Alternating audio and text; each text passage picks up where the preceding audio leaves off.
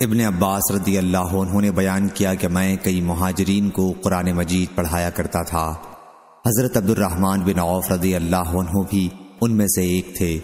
ابھی میں مینا میں ان کے مکان پر تھا اور وہ حضرت عمر رضی اللہ عنہ کے آخری حج میں سن 23 ہجری ان کے ساتھ تھے کہ وہ میرے پاس لوٹ کر آئے اور کہا کہ کاش تم اس شخص کو دیکھتے، آج امیر المومنین رضی اللہ عنہ کے پاس آیا تھا۔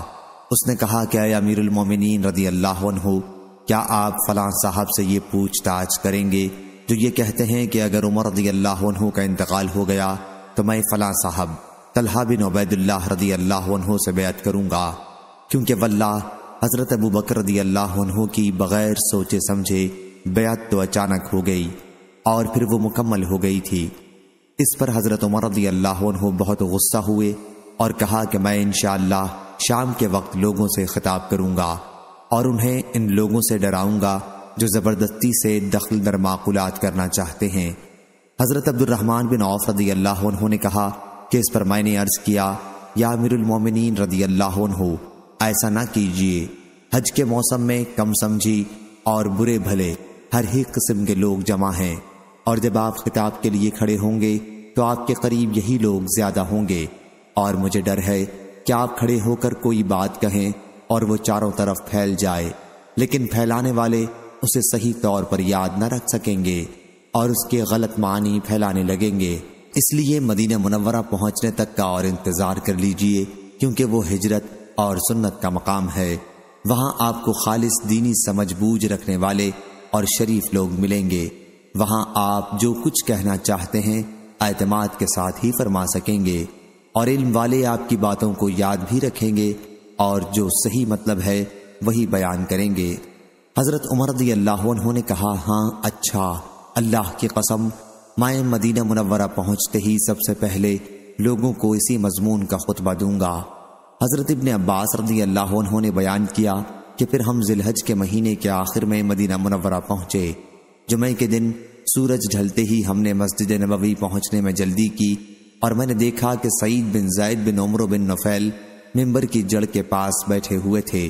میں بھی ان کے پاس بیٹھ گیا، میرا ٹخنا ان کے ٹخنے سے لگا ہوا تھا۔ تھوڑی ہی دیر بعد میں حضرت عمر رضی اللہ عنہ بھی باہر نکلے۔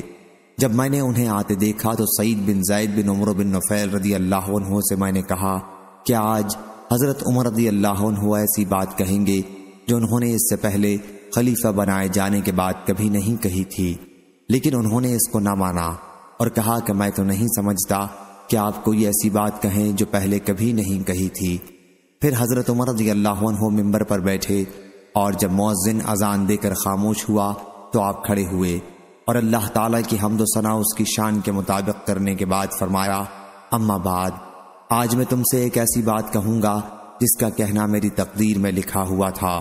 مجھ کو نہیں معلوم کہ شاید میری یہ گفتگو موت کے قریب کی آخری گفتگو ہو، بس جو کوئی اسے سمجھے اور محفوظ رکھے اسے چاہیے کہ اس بات کو اس جگہ تک پہنچا دے جہاں تک اس کی سواری اسے لے جا سکتی ہے، اور جسے خوف ہو کہ اس نے بات نہیں سمجھی ہے تو اس کے لیے جائز نہیں کہ میری طرف غلط بات منسوب کرے۔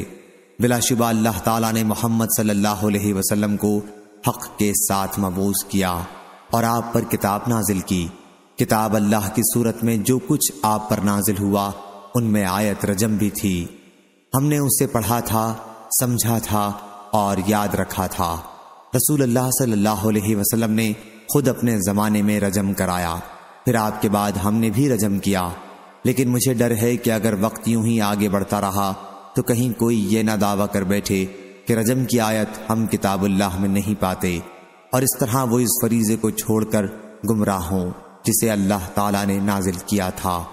یقیناً رجم کا حکم کتاب اللہ سے اس شخص کے لیے ثابت ہے جس نے شادی ہونے کے بعد زنا کیا ہو، خواہ مرد ہوں یا عورتیں، بشرطے کہ گواہی مکمل ہو جائے یا حمل ظاہر ہو یا وہ خود اقرار کر لے۔ پھر کتاب اللہ کی آیتوں میں ہم یہ بھی پڑھتے تھے کہ اپنے حقیقی باپ دادوں کے سوا دوسروں کی طرف اپنے آپ کو منسوب نہ کرو، کیونکہ یہ تمہارا کفر اور انکار ہے کہ تم اپنے اصل باپ دادوں کے سوا دوسروں کی طرف اپنی نسبت کرو۔ ہاں، اور سن لو کہ رسول اللہ صلی اللہ علیہ وسلم نے یہ بھی فرمایا تھا کہ میری تعریف حد سے بڑھا کر نہ کرنا، جس طرح عیسیٰ ابن مریم علیہ السلام کی حد سے بڑھا کر تعریفیں کی گئیں، ان کو اللہ کا بیٹا بنا دیا گیا، بلکہ میرے لیے صرف یہ کہو کہ میں اللہ کا بندہ ہوں اور اس کا رسول ہوں۔ اور مجھے یہ بھی معلوم ہوا ہے کہ تم میں سے کسی نے یوں کہا ہے کہ واللہ اگر عمر رضی اللہ عنہ کا انتقال ہو گیا تو میں فلاں سے بیعت کروں گا۔ دیکھو تم میں سے کسی کو یہ دھوکہ نہ ہو کہ حضرت ابو بکر رضی اللہ عنہ کی بیعت تو اچانک ہو گئی تھی اور پھر وہ چل گئی۔ بات یہ ہے کہ بے شک حضرت ابو بکر رضی اللہ عنہ کی بیعت ناگاہ ہوئی، اور اللہ نے ناگہانی بیعت میں جو برائی ہوئی ہے اس سے تم کو بچائے رکھا۔ اس کی وجہ یہ ہوئی کہ تم کو اللہ تعالیٰ نے اس کے شر سے محفوظ رکھا، اور تم میں کوئی شخص ایسا نہیں جو ابو بکر رضی اللہ عنہ جیسا متقی خدا ترس ہو۔ تم میں کون ہے جس سے ملنے کے لیے اونٹ چلائے جاتے ہوں؟ دیکھو خیال رکھو کوئی شخص کسی سے بغیر مسلمان کے صلاح مشورے اور اتفاق اور غلبہ آرا کے بغیر بیعت نہ کرے۔ جو کوئی ایسا کرے گا اس کا نتیجہ یہی ہوگا کہ بیعت کرنے والا اور بیعت لینے والا دونوں اپنی جان گنوا دیں گے۔ اور سن لو بلا شبہ جس وقت حضور اکرم صلی اللہ علیہ وسلم کی وفات ہوئی تو ابو بکر رضی اللہ عنہ ہم میں سے سب سے بہتر تھے، البتہ انصار نے ہماری مخالفت کی تھی، اور وہ سب لوگ ثقیفہ بنی سعدہ میں جمع ہو گئے تھے۔ اسی طرح علی اور زبیر رضی اللہ عنہ اور ان کے ساتھیوں نے بھی ہماری مخالفت کی تھی، اور باقی مہاجرین ابو بکر رضی اللہ عنہ کے پاس جمع ہو گئے تھے۔ اس وقت میں نے ابو بکر رضی اللہ عنہ سے کہا، اے ابو بکر رضی اللہ عنہ، ہمیں اپنے ان انصار بھائیوں کے پاس لے چلیے۔ چنانچہ ہم ان سے ملاقات کے ارادے سے چل پڑے۔ جب ہم ان کے قریب پہنچے تو ہماری انہی میں کے دو نیک لوگوں سے ملاقات ہوئی، اور انہوں نے ہم سے بیان کیا کہ انصاری آدمیوں نے یہ بات ٹھہرائی ہے کہ سعد بن عبادہ رضی اللہ عنہ کو خلیفہ بنائیں۔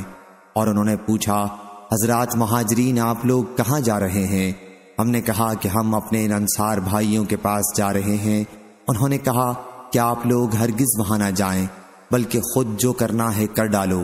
لیکن میں نے کہا کہ بخدا ہم ضرور جائیں گے۔ چنانچہ ہم آگے بڑھے اور انصار کے پاس ثقیفہ بنی سعدہ میں پہنچے۔ مجلس میں ایک صاحب سردار خزرج چادر اپنے سارے جسم پر لپیٹے درمیان میں بیٹھے تھے۔ میں نے پوچھا کہ یہ کون صاحب ہیں؟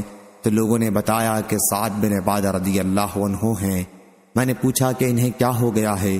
لوگوں نے بتایا کہ بخار آ رہا ہے۔ پھر ہمارے تھوڑی دیر تک بیٹھنے کے بعد ان کے خطیب نے کلمہ شہادت پڑھا اور اللہ تعالیٰ کی اس کی شان کے مطابق تعریف کی۔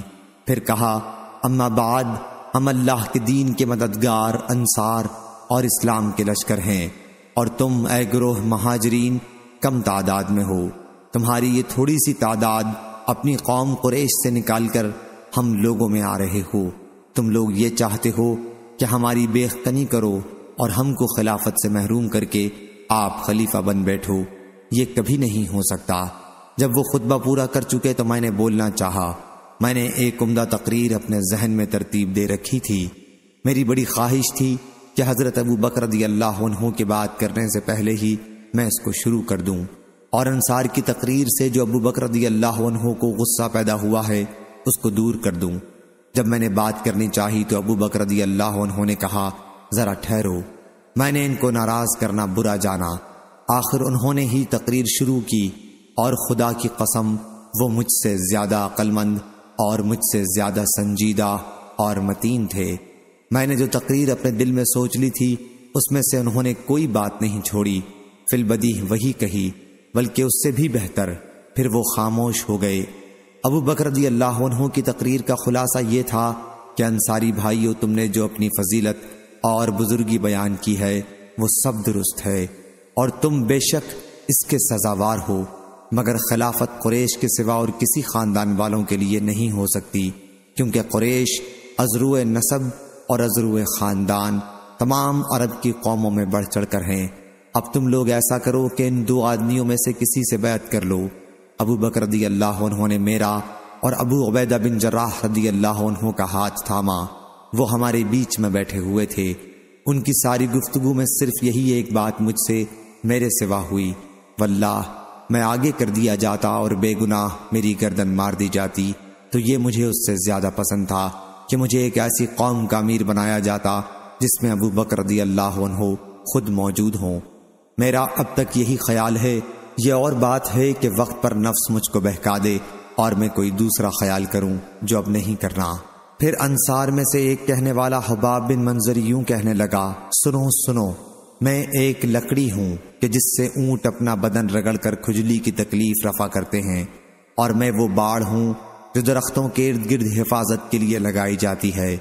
میں ایک عمدہ تدبیر بتاتا ہوں، ایسا کرو 2 خلیفہ رہیں، دونوں مل کر کام کریں، ایک ہماری قوم کا اور ایک قریش والوں کا۔ مہاجرین قوم کا اب خوب شور و غل ہونے لگا، کوئی کچھ کہتا کوئی کچھ کہتا۔ میں ڈر گیا کہ کہیں مسلمانوں میں پھوٹ نہ پڑ جائے۔ آخر میں کہہ اٹھا، ابو بکر رضی اللہ عنہ اپنا ہاتھ بڑھاؤ۔ انہوں نے ہاتھ بڑھایا، میں نے ان سے بیعت کی، اور مہاجرین جتنے وہاں موجود تھے انہوں نے بھی بیعت کر لی۔ پھر انصاریوں نے بھی بیعت کر لی۔ چلو جھگڑا تمام ہوا، جو منظور الہی تھا وہی ظاہر ہوا۔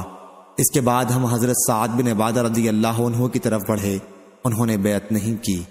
ایک شخص انصار میں سے کہنے لگا، بھائیو، بیچارے سعد بن عبادہ رضی اللہ عنہ کا تم نے خون کر ڈالا۔ میں نے کہا، اللہ اس کا خون کرے گا۔ حضرت عمر رضی اللہ عنہ نے اس خطبے میں یہ بھی فرمایا، اس وقت ہم کو حضرت ابو بکر رضی اللہ عنہ کی خلافت سے زیادہ کوئی چیز ضروری معلوم نہیں ہوتی، کیونکہ ہم کو ڈر پیدا ہوا کہیں ایسا نہ ہو ہم لوگوں سے جدا رہیں اور ابھی انہوں نے کسی سے بیعت نہ کی ہو، وہ کسی اور شخص سے بیعت کر بیٹھے۔ تب 2 صورتوں سے خالی نہیں ہوتا، یا تو ہم بھی جبرن اور قہرن اسی سے بیعت کر لیتے یا لوگوں کی مخالفت کرتے، تو آپس میں فساد پیدا ہوتا، پھوٹ پڑ جاتی۔ دیکھو پھر یہی کہتا ہوں، جو شخص کسی شخص سے بن سوچے سمجھے، بن صلاح و مشورہ بیعت کر لے، تو دوسرے لوگ بیعت کرنے والے کی پیروی نہ کریں، نہ اس کی جس سے بیعت کی گئی ہے، کیونکہ وہ دونوں اپنی جان گنوائیں گے۔ صحیح بخاری حدیث نمبر 6830۔